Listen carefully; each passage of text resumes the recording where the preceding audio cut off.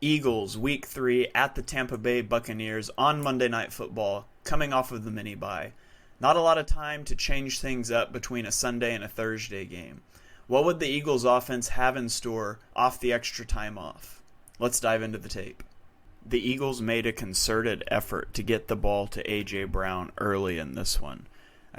Maybe it was his neon shoes. Maybe that let Jalen Hurts see him. I don't know, but they were definitely trying to feed the ball his way early. On the first play, the first passing play, we get A.J. Brown on this little underneath route, and Dallas Goedert is basically just trying to run at his defender here. It's just a simple pick play, and it's going to get A.J. Brown wide open for a play. Here's that. Whoop, I'm going to hit you. Easy pitch and catch. Way to get A.J. Brown going on the first play of the game. Get Jalen Hurts in a rhythm. Now on the next one, the Buccaneers are going to be in quarters techniques. That means this guy is responsible for A.J. Brown if he goes vertical. The safety is responsible for Devonta Smith if he goes vertical. This is going to be dagger, except this time it's going to get thrown off because this quarter flat is going to push Devonta Smith. He's going to bump him outside, and that's going to throw off his timing. And A.J. Brown's actually going to get in front here, but it doesn't even matter. There's just such a void over the middle of the field. This is also an easy pitch and catch. Like, look at this. Hurts already knows. Look at this space in the middle of the field right here. And he's breaking inside. Hurts already knows he's going to throw this ball. You don't get much easier than that. And it's all because this safety thinks he's playing Devonta Smith. They've got to pass that off. Easy way to move the chains. Now here is something that we haven't seen very often from the Eagles. We're going to get a running back screen. It's going to be like a little angle route here, and the line is going to block for just a second, and then they're going to release. And I love on this play, watch the right guard and the left guard, Cam Jurgens and Landon Dickerson. In unison, they're going to chuck their guys to the side and get to the second level. It's pretty nice play design. Right here, boom, throw them at the same time. I just love that. I love that. Watch it one more time here. Just right here, boom, throw them to the side. We've got 3 lead blockers out in front. Now, ultimately, nobody really throws a very good block, but DeAndre Swift is going to be able to make a guy miss and move the sticks here for the Eagles offense. Now the Eagles are going to set this up for a play action. So we're going to get a play fake here. We've got our receivers pretending they're blocking in. Dallas Goedert's going to pretend he blocks and release on a pivot route. And we're going to see what could have been a touchdown to Olamide Zaccheaus. It's so close here, just going to miss it, but we get the play fake coming out. We see Zaccheaus. He's behind the defense right here. We're going to try to throw this ball to the back pylon, get it up here, and you've probably got a chance to make this play. Unfortunately, this is just a game of inches, and in a game of inches, the ball's just a little bit behind, a little bit underthrown on the run, and the defensive back's able to go break it up. That's just a really good play there by the defensive back. Could have been a touchdown to Zaccheaus. You could have also come off of this to Devonta Smith, but that read is to Zaccheaus, just a little underthrown there on the run to his right. This is another one that Jalen Hurts is just a little bit off on. The linebackers are going to take zone drops here, and Jack Stoll is just going to check up over the middle of the field. And this ball's here if Hurts puts it on his numbers. Unfortunately, he's just going to get it a little bit to the outside. So boom, he's checked up right here. Hurts starts to release, but this ball needs to arrive right here. Maybe on this inside shoulder, definitely like right on the hash on the numbers, but it's going to get to the outside to that closer linebacker, and it kind of throws him into a hit. So it's unfortunate there. Should have been a completion. It wouldn't have been a big gain, but that's one that Hurts just needs to be a little bit better on.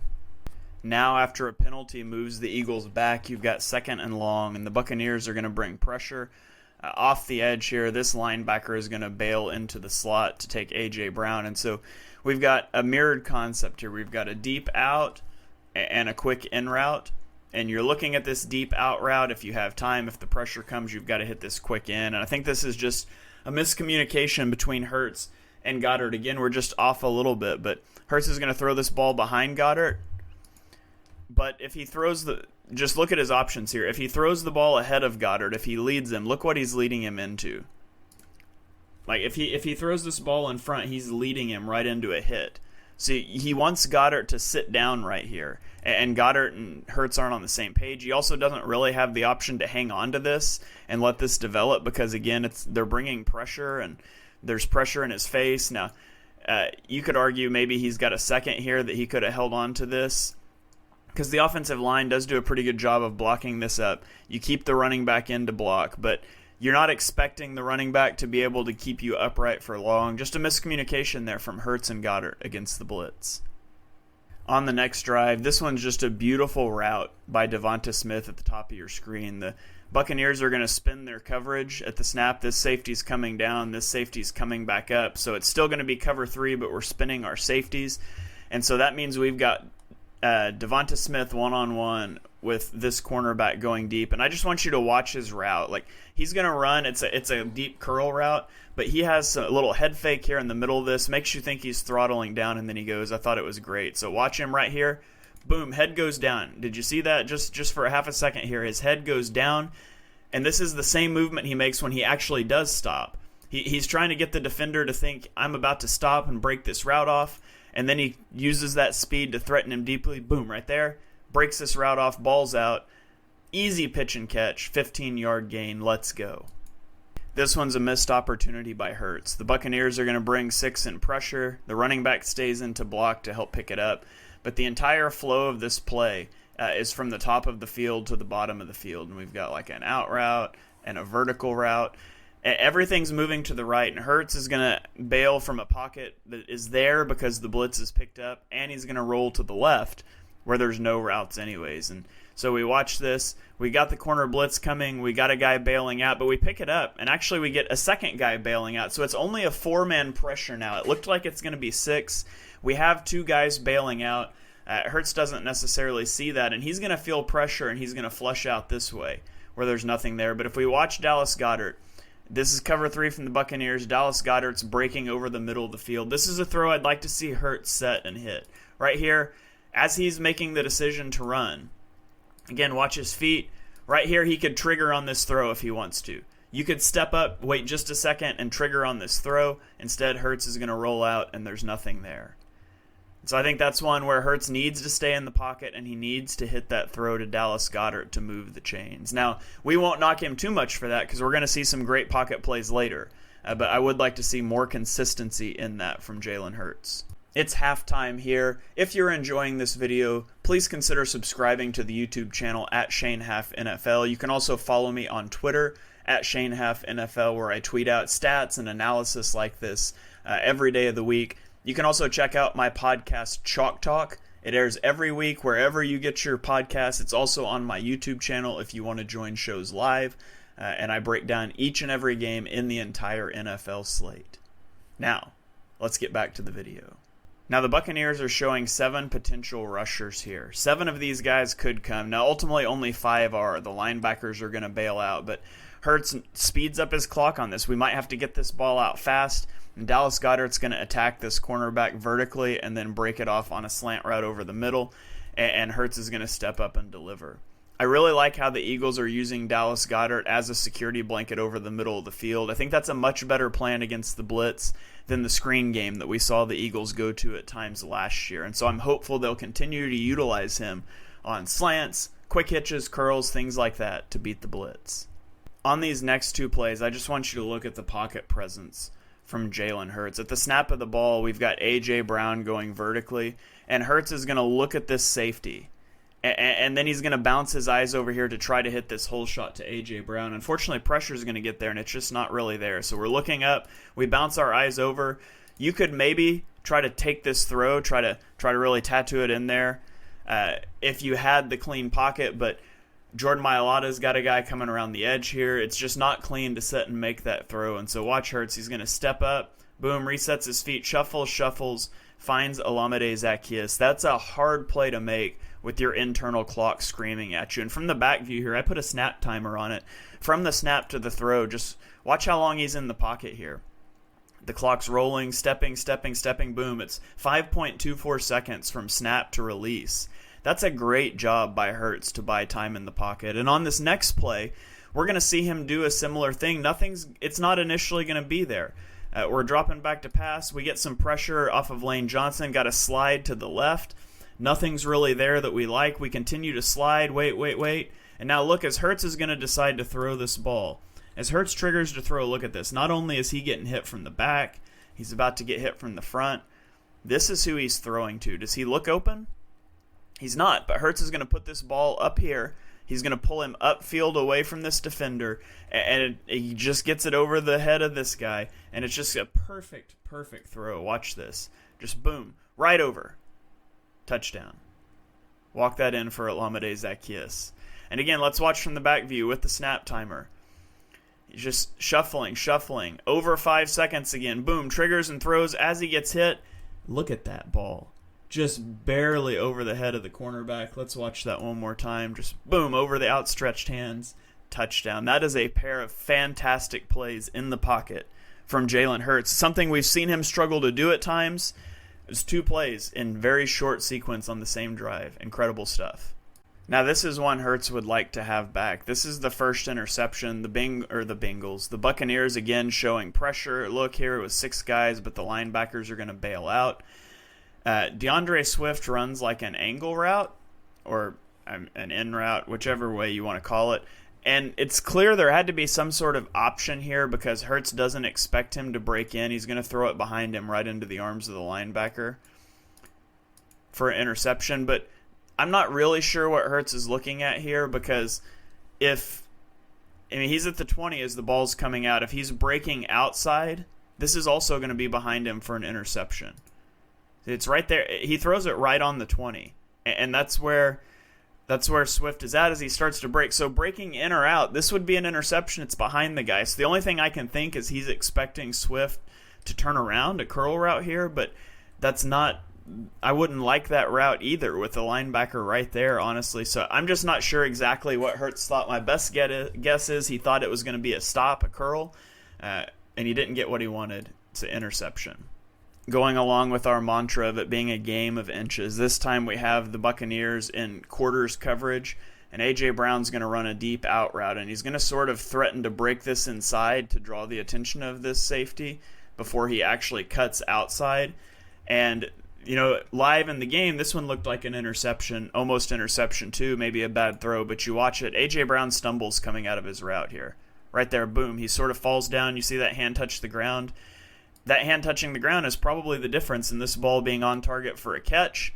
Granted, a contested catch, but boom, right there, slips a little bit, and he's not able to get out of it as good. And so that's one on broadcast that I thought Hurts, maybe a bad throw. Looking at it on the All-22, seems like A.J. Brown just slipped, and that's unfortunate because, again, that could have been a really good play. Now let's go to the second interception, and again, this one, I think the defender just makes a great play. We're going to have Devonta Smith is on this post route. We've got A.J. Brown is on an in-breaking route, and the safety is going to be cheating. He's looking down at this in-breaking route, and so you've got a chance to throw the ball over the head of a safety who's cheating against a cornerback with outside leverage on a post route. I think you take this, and that's what Hurts is going to do. And so he winds up to throw this ball, and you expect this to be a touchdown. You expect to get this up here. Nobody should be able to catch Devonta Smith. Now, unfortunately, it's maybe just a hair underthrown. Maybe just a hair, but you can also, you're up against the sideline here. It's not like you can put it out here a lot further. Maybe you could have put it upfield a little bit more, but that's also a great job by the defensive back closing and undercutting this. And it's also a little bit on Devonta Smith that you can't let a cornerback undercut you like that. That's not something that should be happening.